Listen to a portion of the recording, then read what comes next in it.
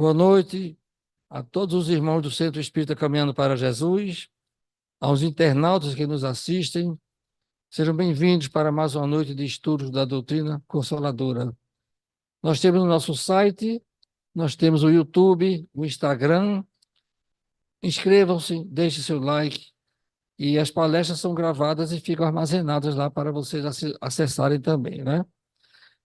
Hoje teremos nosso irmão Paulo Machado, do Cenáculo de Maria, uma co-irmã, e que nossa campanha do Quilo também colabora com esse centro irmão nosso, né?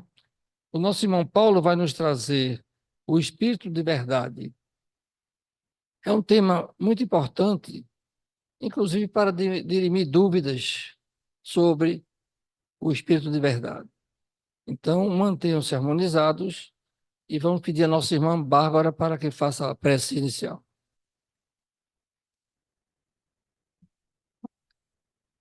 Boa noite a todos. Vamos, nesse exato momento, fazer nossa prece inicial e agradecer a espiritualidade que aqui se faz presente, nos intuindo, nos harmonizando, nos auxiliando para um bom entendimento. Agradecido também ao mentor da casa que nos oportuniza nessa noite. Grato ao nosso irmão que traz a palavra dos ensinamentos do Cristo para o nosso entendimento. Que possamos ter nessa noite um bálsamo de conhecimento e que possamos ter o auxílio da espiritualidade para que tenhamos um bom entendimento. E assim passa a palavra para o nosso irmão para dar iniciados os trabalhos da noite de hoje. Que assim seja. Que assim seja. Então, com a palavra, nosso irmão Paulo Machado para trazer a sua mensagem. Muita paz.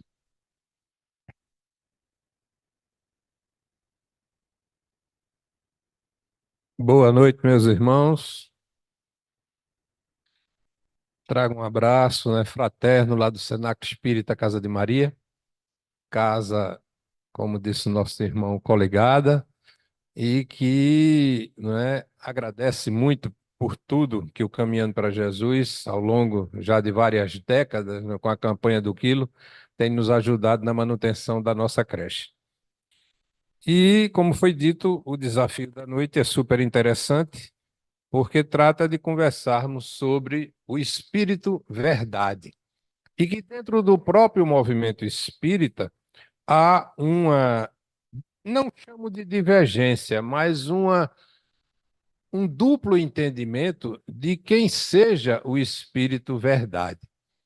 E a gente não vai definir, quem está com a razão, a gente vai trazer só informações para a nossa reflexão e, no fim, cada um tira as suas conclusões, vai ser o nosso objetivo. E para isso a gente vai dar uma retornada aí no tempo e voltar na época em que Jesus estava aqui encarnado entre nós, E lá, foi relatado no Evangelho de João, capítulo 14, o Evangelho todo, aliás, o Evangelho todo não, o capítulo todo, ele é muito rico e interessante, porque nele Jesus nos faz, nos dá 4 informações super interessantes sobre o que iria, acontecer no futuro, como se fosse não uma profecia, mas uma revelação do que, dentro da capacidade de entendimento dele, ele nos alerta quanto a isso e nos informa do que vai fazer e o que vai acontecer, como de fato a gente vem presenciando que aconteceu. Então, lá em João, no capítulo 14, nós vamos encontrar Jesus reunido lá com um grupo de apóstolos e discípulos, e admiradores, conversando sobre assuntos diversos, quando ele sente, que a morte ele está chegando. E ele diz que o príncipe das terras, está chegando. E quando ele informa de que a hora dele está a chegar, logicamente que os apóstolos e os discípulos e aqueles que tinham mais intimidade com ele se incomodaram, se desesperaram, ficaram, né, desesperados, porque Jesus para ele é o que é para nós, tudo, né? E então houve aquele burburinho, aquele desespero, e nesse momento Jesus, após anunciar a sua morte, sem frisar data, nem dia, nem hora, né, os acalma dizendo que voltará, como de fato voltou. Mas voltou em que condições? Não naquela condição que o mundo cristão, ou parte do mundo cristão, aguarda, né, como o segundo advento do Cristo, que logo mais a gente vai conversar um pouco sobre ele. Não voltou dessa forma, né, porque a gente vai compreender de que, em momento algum, ele foi embora, né? Então, ele acalma aquelas pessoas dizendo que voltará, que eles fiquem tranquilos, ele voltará. E em seguida, ele relata que vai pedir a Deus, ao Pai, nosso Pai, para que permita que ele prepare um lugar onde nós, os que damos crédito ao que ele nos ensinou e vivencia tudo aquilo que ele nos ensinou, iremos nos reunir após o desencarne individual de cada um. E por fim, né, ele diz, né, que no capítulo 14, versículo 16, que vai rogar ao Pai que nos dê um outro consolador para que fique conosco para sempre o Espírito da verdade, que o mundo não pode receber, porque não o vê nem o conhece, mas vós o conhecereis, porque habita convosco e está em vós. E aí a gente começa já a entender uma certa, não é, preocupação de Jesus, não é, de como é que Deus iria nos fazer uma próxima revelação. E aí ele diz que vai ser em espírito, e já denomina o Espírito Verdade, que ficará conosco, não é? E que o mundo não pode receber, como a grande maioria de nós não entende, não é, a doutrina espírita, e faz questão de frisar de que não existe a comunicação entre os que partiram e os aqui estão. Então, Jesus já nos dá uma certa indicação do como seria difícil os dias futuros, né? E é lá, uma cacofonia aí, né? Eu ia dizer Ilá, não é? E disse Alá, mas não tem nada a ver com Alá, né? E lá aconteceu que as pessoas, não compreendendo, ficaram ainda muito preocupadas com aquilo, mas Jesus, sentindo que era a hora de ali sair, pediu para que dali se retirasse. E aí vocês sabem o que é que aconteceu, né? Jesus foi pego, foi condenado injustamente e sofreu tudo o que sofreu e desencarnou. Pois bem, aí nós conversamos sobre o Evangelho de João, lá, o capítulo 14, né? De que trata dessa revelação de Jesus a respeito do seu desencarne, a respeito daquilo que nós venhamos a chamar no mundo cristão como um total de ressurreição, e que nós espíritas sabemos que não foi ressurreição. Ali o que acontece é uma aparição de Jesus, né? Da possibilidade de Deus permitir que ele, no mundo espiritual, criasse um ambiente de harmonia, não é? Para que nós, o que cumprimos a lei, ou pelo menos tentamos cumprir a lei que ele nos trouxe de Deus, não é? Venhamos ao desencarnar e para lá, e que aqui estando nós não estaríamos só, de que haveria o Consolador prometido. E ele relata que esse Consolador prometido, né, vai ser o Espírito Verdade. Pois bem, lá em Mateus, no capítulo 25, de 31 a 46, nós vamos encontrar um outro relato que, somado com esse, aonde Jesus promete a sua volta, não é? Fez com que muitas pessoas no cristianismo passassem a compreender de que Jesus iria retornar da forma como veio, encarnado, né? O relato lá em Mateus, ele é super interessante porque ele recebe na Bíblia o título de O Juízo Final. E lá conta, né, vou fazer um resumo, de que vai chegar um momento em que Jesus, voltando na sua glória, na glória do Pai, ele virá e se assentará numa espécie de trono que flutuará nas nuvens, né? E lá ele, acompanhado dos anjos, vai reunir a população na terra e, após reunir, separar as ovelhas à direita e as cabras à esquerda, né? E que as ovelhas representarão os puros as cabras representarão os ímpios. E lá, Jesus, no dia do seu julgamento, dirá às ovelhas: benditas são vocês que irão para o local onde haverá, não é, a felicidade. Porque quando estive nu, me vestisse, quando tive fome, me desse de comer, não é? Quando estive doente, me visitasse, quando estive preso, fosse me ver, e que quando precisei de albergue, tu me albergasse. E aí as ovelhas perguntarão a Jesus: Mestre, quando foi que algum de nós assim o fizemos para contigo? E Jesus responderá, ou responderá, que quando vocês fizerem a um desses mais pequeninos, meu irmão, foi a mim que vocês o fizeram.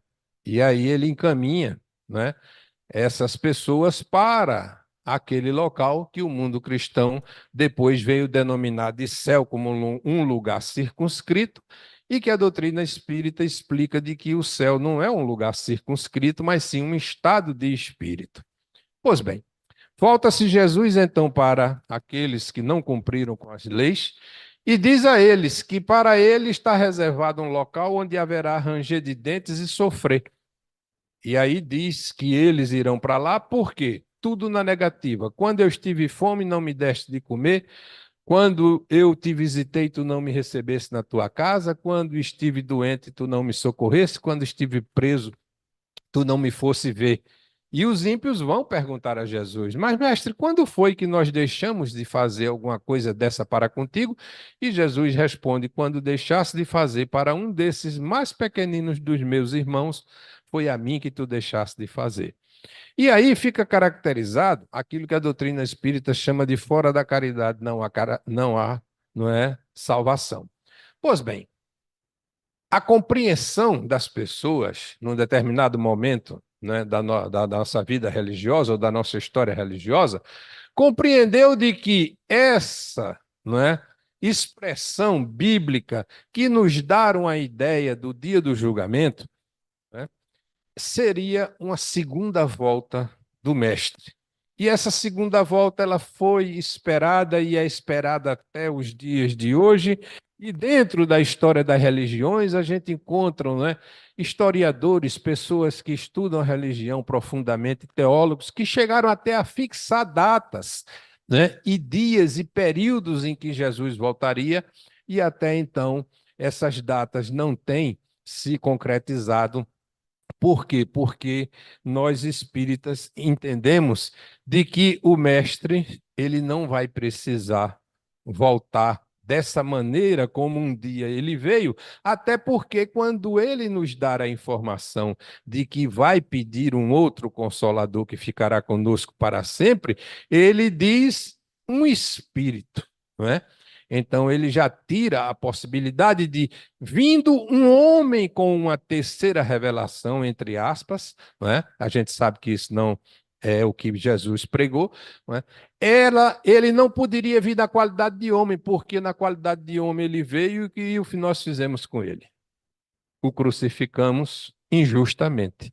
Porque, como disse o bom ladrão, esse homem nada fez para estar sofrendo o que, não é, nós, pelo nosso comportamento, merecemos, né? E aí Jesus faz aquela, né, definição, diferenciação entre os dois ladrões. Pois bem, na doutrina espírita, nós vamos encontrar no Evangelho segundo o Espiritismo, no capítulo 1, que tem o título Não Vim Destruir a Lei, subtítulo chamado Instruções do Espírito à Nova Era, uma comunicação super interessante de um dos espíritos que muito ajudou Kardec na codificação, Fenelon. E Fenelon diz lá no item 10 o seguinte: um dia, Deus, em sua inesgotável caridade, permitiu que o homem visse das trevas. Esse dia foi o advento do Cristo. Depois da luz viva, voltaram as trevas. Após alternativas de verdade e obscuridade, o mundo novamente se perdia.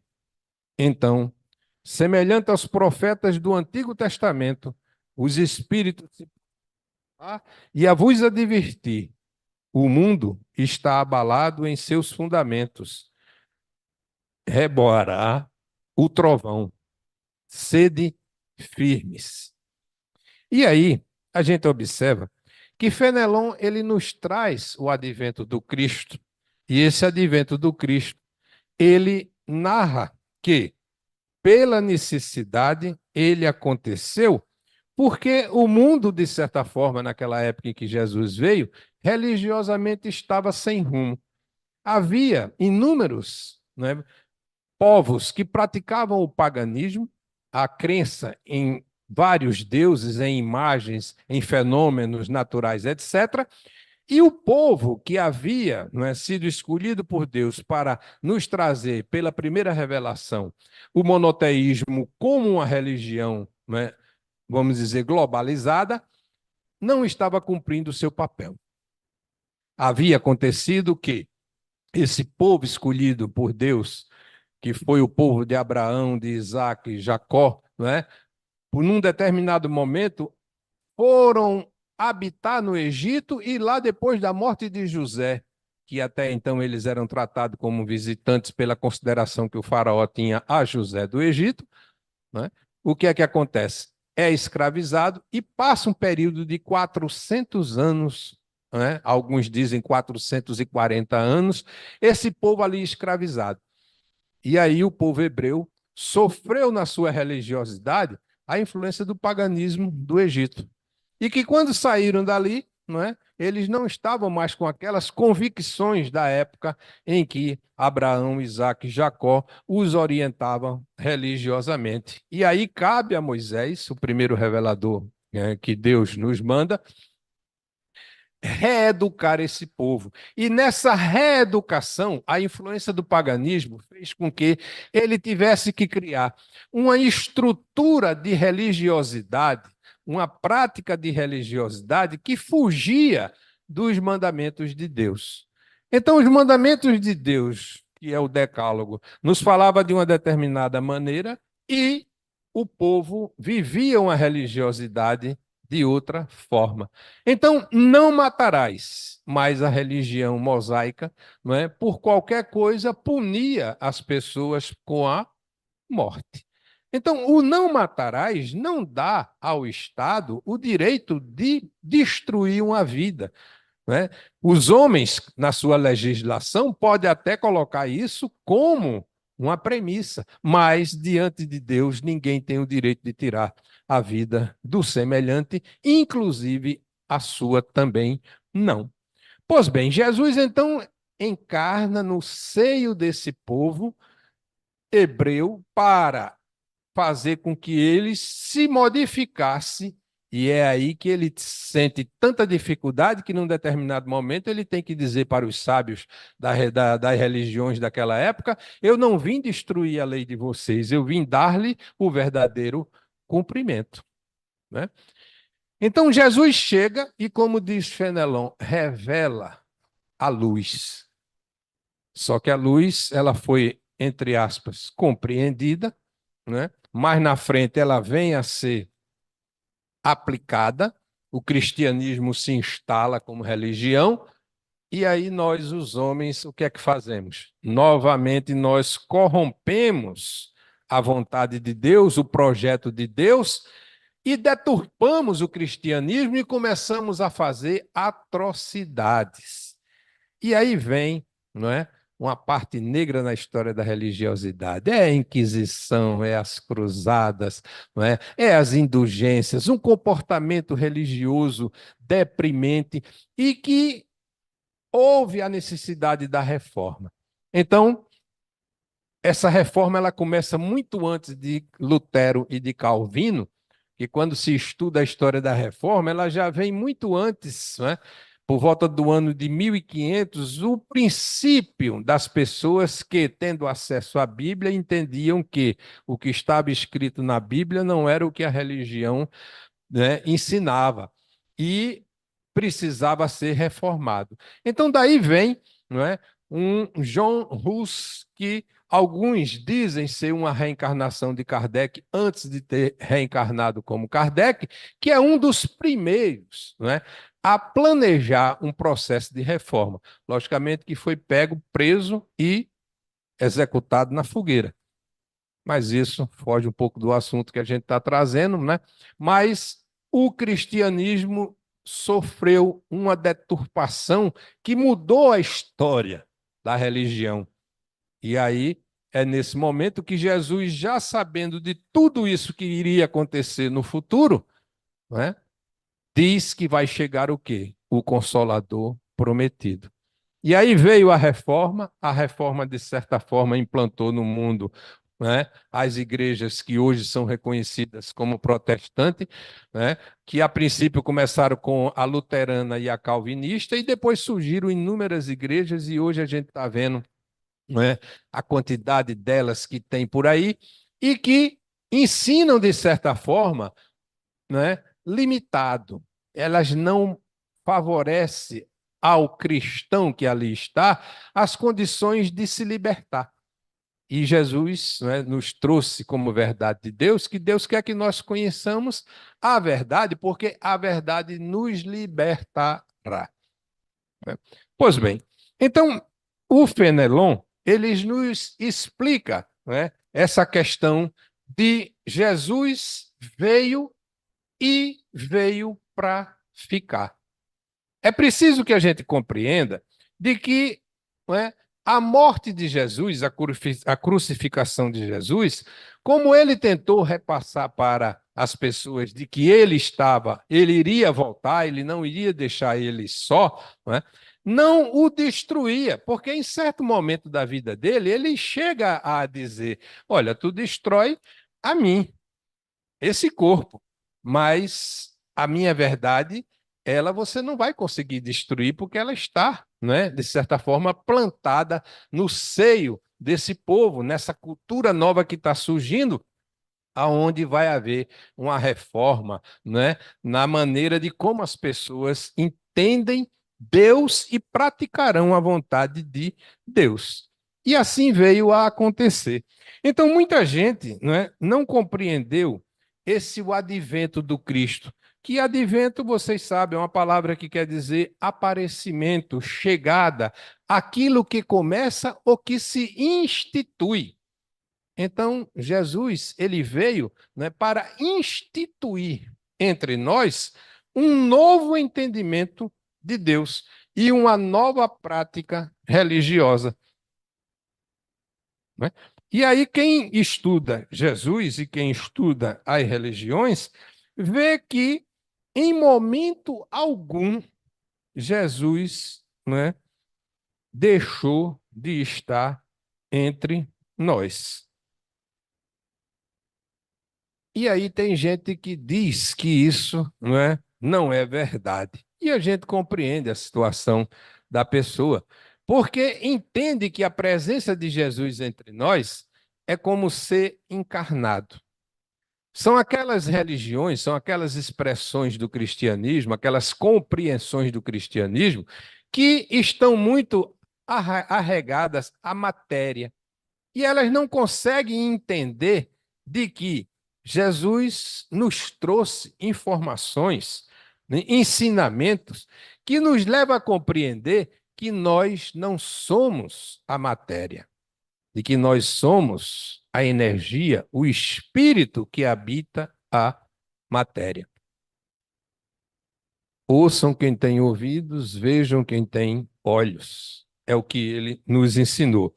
Então, após a sua morte, Jesus voltou como prometeu, mas eles não compreenderam. E chamaram a volta de Jesus para acalmar, consolar, né, aqueles que estavam em desespero com a sua morte, de ressurreição. E até os dias de hoje, a gente comemora, como comemorou há pouco, a ressurreição do Cristo. É importante? É. A gente não está aqui criticando a religião, nem a prática religiosa de ninguém. A gente está aqui, não é, falando de que isto precisa ser aprofundado. E que as pessoas precisam compreender de que Jesus, para estar comigo, ele não precisa estar aqui do meu lado em matéria. De que Jesus, ele pode habitar em mim, como ele dizia e diz, de que o Pai habita nele. Paulo, quando compreendeu Jesus, depois da sua transformação de Saulo para Paulo, o que é que dizia? Já não sou mais eu que vivo, mas é o Cristo que vive em mim. Então, esse Cristo aprofundado, esse Cristo que a gente compreende como um ser espiritual que nos ama a ponto de estar conosco nas nossas alegrias e nos nossos sofrimentos, ele, em momento algum, saiu de junto de nós. Ele, em momento algum, deixou de estar na terra. Vamos buscar a prova disso? Vamos. Depois da sua morte, Jesus, não é, aparece primeiro para quem? Para Madalena. Madalena, coitada, sofrendo a perda do mestre, não é? Vai até o túmulo naquele desespero de ver o corpo, não é? De quem sabe até ter a chance de abraçar o corpo, como a gente vê as expressões nos dias de hoje, quando morre algum ente querido nosso e a gente não compreende o que é a morte, o desespero. Então, Madalena, talvez numa situação de desespero, ou buscando, né, matar a saudade, vai até o sepulcro onde Jesus, né, estava o seu corpo ali guardado, e lá ela percebe que o corpo já não está. E aí Jesus aparece a ela, ela de princípio não conhece Jesus, e só depois é que ela reconhece o mestre, né? E aí ele conversa com ela, diz, vai até os demais e avisa de que eu estou aqui. E ela vai. E conta aos outros apóstolos, aos outros discípulos, né, de que o mestre esteve com ela. E é lógico que por ser mulher, e é lógico de porque sofreu um certo julgamento por alguns dos apóstolos de que ela não deveria ter aquele crédito todo, alguns duvidaram da palavra dela.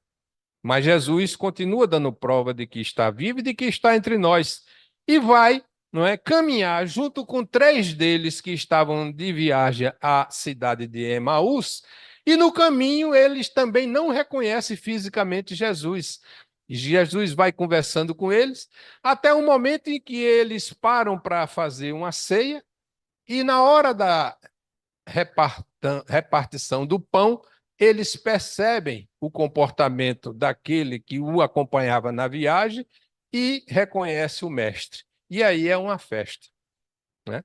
Jesus vai aparecer também para os apóstolos, num determinado cubículo onde eles estavam escondidos, porque depois da crucificação do mestre ficaram com receio de que algo parecido pudesse ser feito com eles, eles passaram um tempo, né, como que escondidos, com cuidado para não serem vistos e denunciados, e ali estavam eles quando Jesus apareceu, mas Tomé não estava com eles. E aí Jesus conversa com ele, os acalma, indica o que eles devem fazer, os orientam, e depois Jesus, logicamente, que parte para algum local onde ele tinha algo a concretizar. Pois bem, Tomé é comunicado de que Jesus ali apareceu e lamenta por não estar presente, mas afirma para os demais que só acreditará de que Jesus apareceu quando o vê e puder colocar o dedo nas suas chagas. Né? Dias se passam, e estão eles reunidos, inclusive Tomé. Jesus passa pela parede e ali se faz presente e se dirige a Tomé e diz: pois bem, Tomé, coloca o dedo aqui na minha chaga. E Tomé vem, coloca o dedo e diz: és tu mesmo, mestre. E ele dá aquela lição que todos nós conhecemos, não é? E que o mundo cristão às vezes não conseguiu todo compreender, quando ele diz: Tomé, bendito aquele que para crer não precisa ver. Então veja que esse para crer não precisa ver, nós espíritas, muitas vezes não tendo a evidência, conseguimos acreditar de que Jesus entre nós está. De que a gente não precisa ver Jesus, de que não precisa colocarmos o dedo na sua chaga para confirmar de que ele está entre nós. Pois bem, Jesus continua dando prova da sua presença entre nós, não é? Acaba-se esse período entre os discípulos e a gente vai encontrar no livro Paulo e Estevão e também no Atos dos Apóstolos uma jovem chamada Abigail, que era o amor de Saulo de Tarso, o maior e primeiro perseguidor dos cristãos naquela época, não é? E Abigail converteu-se ao cristianismo por intermédio de quem?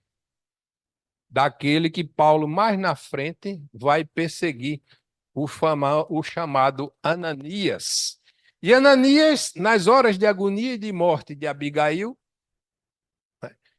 a converte ao cristianismo, e no livro Paulo e Estevão nós vamos encontrar Abigail em conversação com Saulo, quando ele vai se despedir dela por saber que ela está à beira da morte, e ela diz: Saulo, eu sonhei com Jesus, e Jesus manda te dizer de que ele tem uma missão para ti. E aí ela relata, eu vou deixar vocês curiosos para abrir o livro Paulo e Estevão, não é? O que ela diz a Paulo, ou a Saulo, o que Jesus aguarda dele.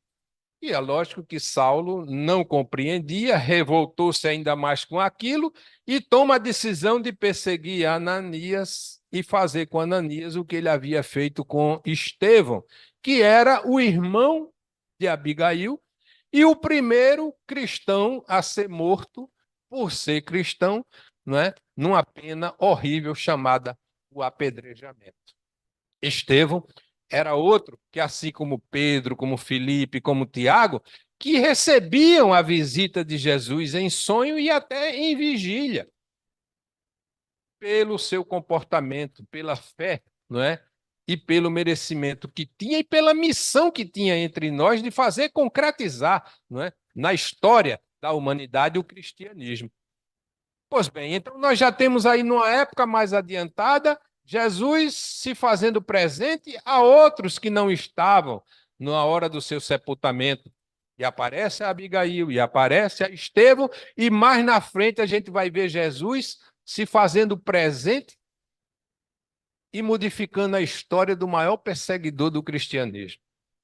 Está Saulo em perseguição a Ananias se dirigindo para Damasco, e no momento em que ele chega perto da cidade, uma luz aparece a ele, e ele, ofuscado pela luz, perde a visão, cai do cavalo, e a luz que ele reconhece como a presença de um espírito pergunta a ele: Saulo, Saulo, por que me persegues? E aí ele: é o Cristo. Porque ele conhecia a história do Cristo e os fenômenos que que o povo o relatava, né, de que o Cristo havia concretizado. E aí ele reconhece Jesus, e qual é o comportamento dele? Não é? Chega para Jesus e diz: Senhor, o que queres que eu faça? E Jesus vai dizer a ele o que é que ele quer fazer, o que é que ele quer que ele faça. E ele vai tomar conhecimento da sua missão e vai cumprir muito bem a sua missão. Não é? E aí vocês podem estudar a vida do santo Paulo, que está narrada no livro Paulo e Estevão. Pois bem, ele recomenda naquele momento que Saulo vá até Damasco e se albergue, né? Se hospede em algum lugar. E assim ele vai. E em seguida a gente vai ver Jesus aparecendo a quem? A Ananias. Tudo isso, gente, são provas de que Jesus não nos deixou. Vocês observaram na história de Tomé de que ele não foi perguntar a Tomé, e nem nenhum dos apóstolos ou discípulos que ali estavam comunicaram a ele que Tomé tinha dito que só acreditaria quando colocasse o dedo na sua ferida. Ele chega e oferece a chaga para que Tomé coloque o dedo, porque ele já sabia. E como era que ele sabia?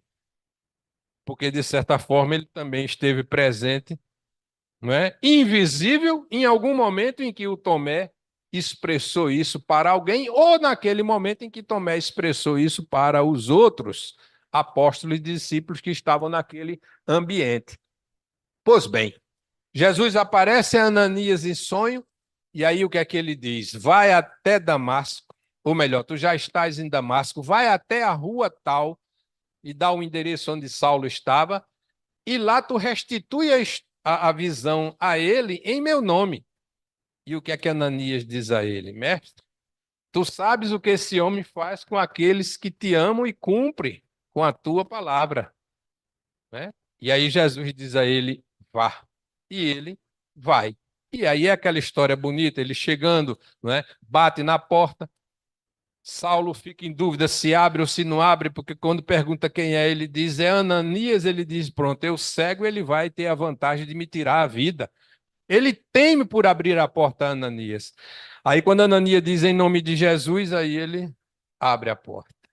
E ali Ananias diz, em nome de Jesus, eu vim te restituir a visão. Faz uma prece e a visão de Saulo mostra. E aí aquela história bonita que vocês conhecem da vida, não é? Desse personagem Saulo de Tarso, desse espírito que foi o personagem Saulo de Tarso, que se transformou em Paulo e é o santo reconhecido pela igreja e não é?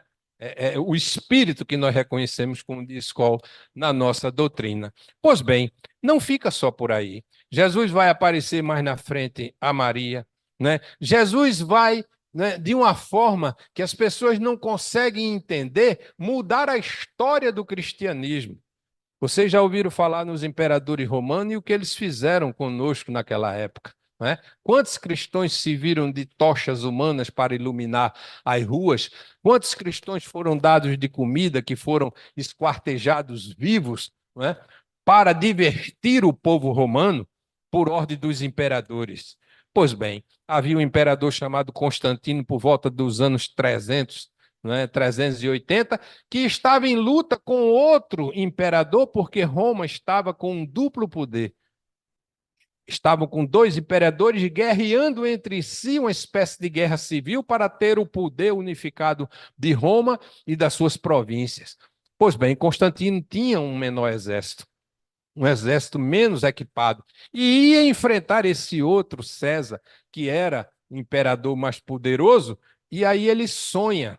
E nesse sonho, naquela noite, né, ele recebe uma instrução que, em latim, traduzindo para o português, significa: sobre esse signo vencerás.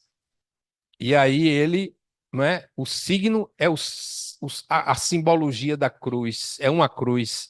E aí ele manda fazer um estandarte com a cruz e manda imprimir no escudo de cada soldado a cruz, e com um exército menor, um exército mais frágil, ele vai em luta contra o outro imperador e vence. Quando ele voltou convicto de que a cruz, que já naquela época simbolizava o Cristo, era o Cristo que tinha dado a ele a força. E aí o que é que ele faz? No edito chamado Edito de Milão, ele acaba com a perseguição dos romanos aos cristãos. E aí o que é que ele faz? Ele oficializa a religião cristã como a religião oficial de Roma. E ali o cristianismo começou a ser corrompido no ano de 382, porque ele passa a absorver na sua teologia, ou na teologia que criaram, né, o paganismo romano. Jesus não nos ensinou padroeiro de nada. E hoje a gente tem o padroeiro de Recife, o padroeiro, né, do Estado, o padroeiro do país. Né? Uma série de coisas que havia no paganismo romano foi encampado no espiritismo por força da influência religiosa. E aí vem toda essa transformação. Mas, esquecendo essas transformações e voltando, isso não foi uma ação do Cristo? Eu não consigo ver de outra maneira. E não sou só eu que não consigo ver de outra maneira, não. Não é? O mundo cristão não consegue ver de outra maneira. Jesus se revela a Constantino. De que forma? Da forma como Constantino tinha condições de compreender. Como era que ele tinha condições de compreender? Ele era um homem belicoso. Os Césares eram homens belicosos. A guerra, né, era tudo que ele possuía que dava poder a eles. Então Jesus, de certa forma, se faz, né, o influencia e o leva a uma transformação que, de certa forma, nos libertou daquela perseguição tão, não é, digamos assim, ferrenha. Pois bem, no livro Obras Póstumas, não é, Kardec vai nos trazer uma informação super interessante a respeito disso que a gente está estudando, o Espírito Verdade. É quando ele trata, não é, da minha iniciação ao Espiritismo. Ele já havia, de certa forma, sido influenciado por Fortier, o amigo dele que o apresenta às mesas girantes, e quando diz que as mesas girantes estavam, né, dando pancadas, levitando, flutuando, ele diz: isso aí qualquer magnetizador faz. Eu não estou preocupado muito com isso. Mas quando Fortier volta a ele meses depois e diz: olha, as mesas girantes estão dando respostas inteligentes para perguntas inteligentes, aí Kardec parou e disse: agora aí eu tenho que estudar. E aí passa a frequentar os fenômenos das mesas girantes, que é o início dele no Espiritismo. Pois bem, já iniciado no Espiritismo, fazendo seus estudos, levando pergunta aos espíritos, recebendo resposta, concatenando as ideias com todo o seu conhecimento religioso, né, dentro do catolicismo, e com todo o seu conhecimento religioso que trouxe da escola de Pestalozzi, que era um professor protestante, ele começa a reunir e, trazendo as informações que os espíritos lhe traziam, foi concatenando, foi criando ou foi codificando a doutrina espírita. Pois bem, numa certa noite ele redigia, né, um dos livros e começou a ouvir pancadas na casa dele. E aí ele relata que essas pancadas ele não encontrou nenhum fundamento em nada do mundo físico. E aí Dona Emília chega, né, do trabalho, e os dois buscam a origem daquelas pancadas e ninguém consegue saber de onde vêm aquelas pancadas. Pois bem, o interessante, ele observa nos seus escritos, é que as pancadas elas aconteciam exatamente quando ele se debruçava e começava a escrever. Ele parava de escrever, as pancadas paravam. Ele se debruçava, as pancadas começaram. Tarde da noite, se deita para dormir. No dia seguinte, que trata-se do ano de 1856, né, ele vai a uma sessão mediúnica na casa dos Baldwin. E, ao chegar lá, ele relata para os espíritos o que se passou na casa dele e pede uma explicação. E aí o espírito que está dirigindo a reunião no mundo espiritual diz a ele, né, de que se trata de um espírito familiar. E que esse espírito familiar está presente e ele mesmo pode explicar a Kardec, não é, o que se passou naquele momento. E aí é quando Kardec conhece verdade. E aí, o texto é muito bonito, né? Eu trouxe parte do texto só para a gente compreender, né? Mas ele é longo. Kardec, então, agradecendo a ele a presença, começa a fazer perguntas. E a primeira pergunta que eu selecionei para vocês foi o seguinte: meu espírito familiar, que quer, quem quer que tu sejas, agradeço-te o me teres vindo visitar. Consistirás em dizer-me quem és? E o espírito responde: para ti, chamar-me-ei a verdade. E todos os meses, aqui durante um quarto de hora, estarei à tua disposição. E aí ele faz uma segunda pergunta. Ontem, quando batestes, estando eu a trabalhar, porque aí ele já tinha feito uma pergunta entre uma e outra, a respeito do que eram aquelas pancadas, e ele tinha dito, era eu. E aí Kardec pergunta: ontem, não é, quando bateste estando eu a trabalhar, tinhas alguma coisa de particular a dizer-me? Resposta: o que eu tinha a dizer-te era sobre o trabalho a que te aplicavas. Desagradava-me o que escrevias e quis te fazer o abandonar. Aí Kardec entra com outra questão. O nome verdade que adotasses constitui uma alusão à verdade que eu procuro? Resposta: talvez, pelo menos, é um guia que te protegerá e ajudará. E ele continua a sabatina. Poderei evocar-te em minha casa?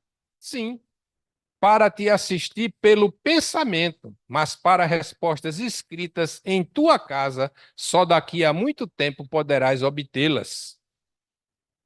Poderás vir mais a miúde e não apenas de mês em mês? Sim, mas não prometo senão uma vez mensalmente até nova ordem.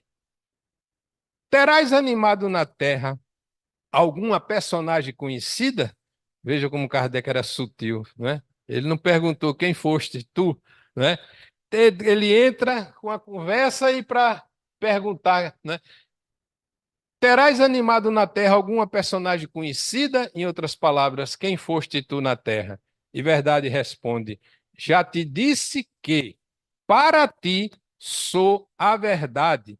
Isso para ti quer dizer discrição. Nada mais saberás a respeito. Veja que informação positiva, precisa, direta.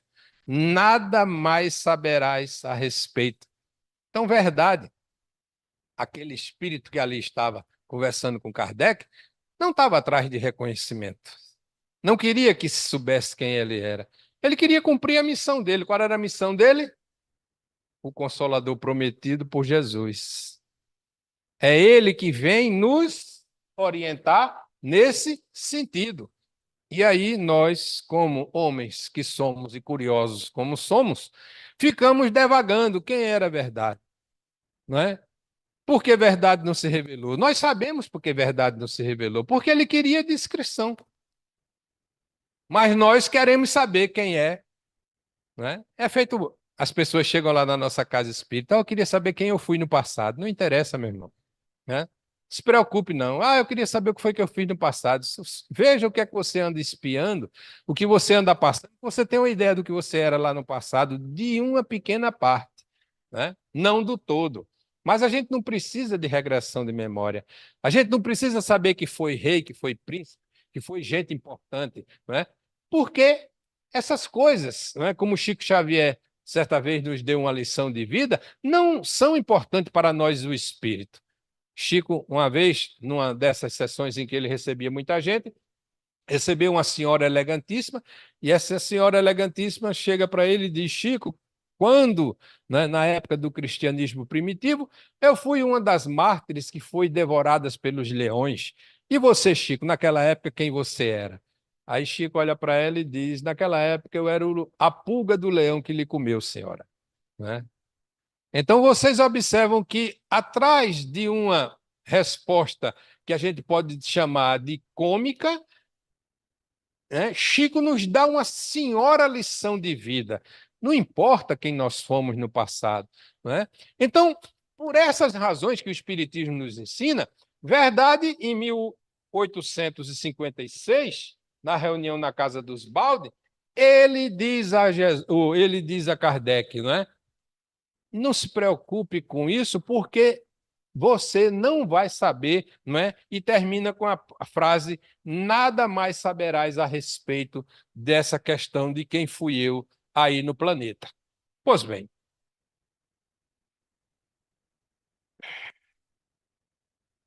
o Espiritismo, gente, a gente vai chegando à conclusão de que, conhecendo a doutrina, ele é o quê? Ele é o Consolador prometido. Mas aí algumas pessoas dizem, não é, que nós não somos o Consolador prometido como doutrina, né? E aí, no Evangelho segundo o Espiritismo, no capítulo 1, no item 7, a gente vai encontrar a espiritualidade nos dando um esclarecimento super interessante a respeito do que é a doutrina espírita. Diz lá, assim como Cristo disse, não vim destruir a lei, porém cumpri-la, também o Espiritismo diz, não vim destruir a lei cristã, mas dar-lhe execução. Nada ensina em contrário ao que ensinou o Cristo, nada desenvolve, completa e explica em termos claros e para toda a gente o que foi dito apenas sobre forma alegórica. Vem cumprir nos tempos preditos o que o Cristo anunciou e prepara a realização das coisas futuras. Ele é, pois, obra do Cristo que preside conforme igualmente o anunciou, a regeneração que se opera e prepara o reino de Deus na terra.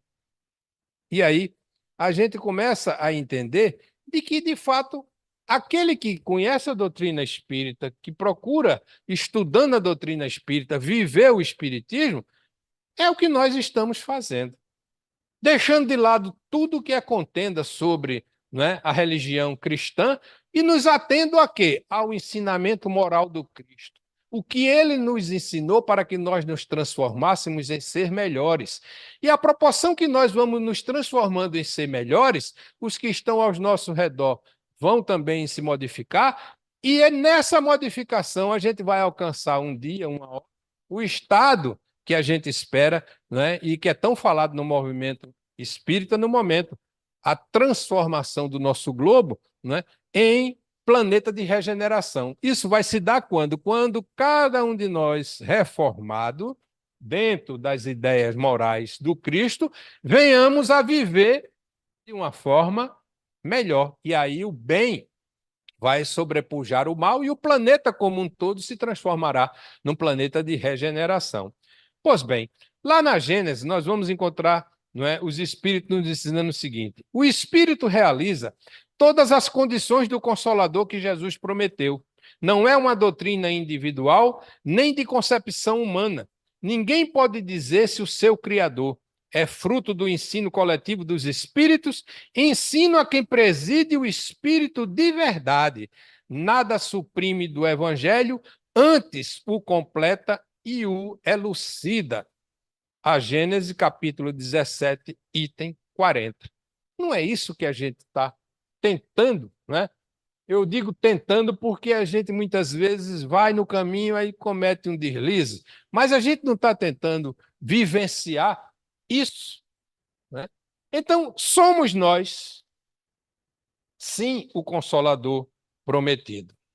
Pois bem, no Evangelho segundo o Espiritismo, no capítulo 6, o Cristo Consolador, e aí nós vamos receber essa instrução já no ano de 1860, e aí vocês observam que nós frisamos uma data de 1856, quando Verdade disse que nós não iríamos saber nenhum detalhe dele, não é? Nós vamos então receber a seguinte comunicação, que está lá na Instrução dos Espíritos, no capítulo 6 do Cristo Consolador, como um subtítulo de Advento do Espírito de Verdade. E eu vou ler porque o texto é bonito e as palavras são muito parecidas com o que vocês é provável que também reconheçam, né? Venham como outrora aos transviados filhos de Israel, trazer-vos a verdade e dissipar as trevas. Quem veio com essa missão? Nós conversamos no começo. Jesus. Não foi Jesus que veio com essa missão de trazer aos filhos transviados de Israel, que naquela época eram chamados de povo hebreu, não é? A verdade? E aí ele continua: o Espiritismo, como o fez antigamente a minha palavra, e observem a firmeza, a minha palavra tem de lembrar aos incrédulos que acima deles reina a imutável verdade. O Deus bom, o Deus grande, que faz germinarem as plantas e se levantarem as ondas. Observe o tempo do verbo. Revelei a doutrina divinal. Quem nos revelou a doutrina divinal? Como um ceifeiro reunia os feixes, o bem espaço no seio da humanidade e disse: vinde a mim, todos vós que sofreis. Quem disse essa frase? Né? Mas, ingratos, os homens afastaram-se do caminho reto e largo que conduz ao reino de meu Pai e enveredaram pelas ásperas sendas da impiedade. Meu Pai não quer aniquilar a raça humana, quer que, ajudando-vos uns aos outros, mortos e vivos, isto é, mortos segundo a carne, porquanto não existe a morte, vos socorrais mutuamente, e que se faça ouvir não mais a voz dos profetas e dos apóstolos, mas as dos que já não vivem na terra a clamar. Orai e crede, pois que a morte é a ressurreição. E o que foi que aconteceu com Jesus? Jesus morreu. O homem, não Jesus, o Espírito. Sendo a vida a prova buscada e durante a qual as virtudes que houverdes cultivado crescerão e se desenvolverão como o cedro. Homens fracos, que compreendeis as trevas das vossas inteligências. Não, me desculpe aí.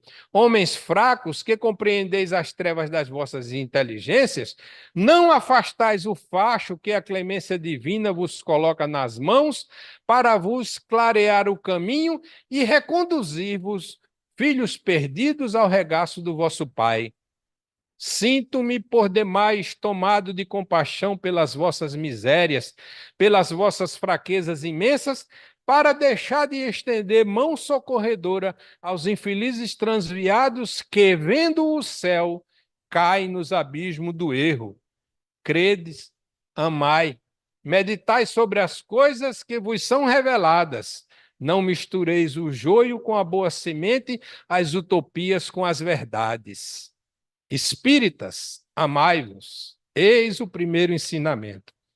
Espíritas, instruí-vos. Este o segundo. No cristianismo encontram-se todas as verdades. São de origens humanas os erros que nele se enraizaram. Eis que do além-túmulo, que julgueis o nada, vozes vos clamam.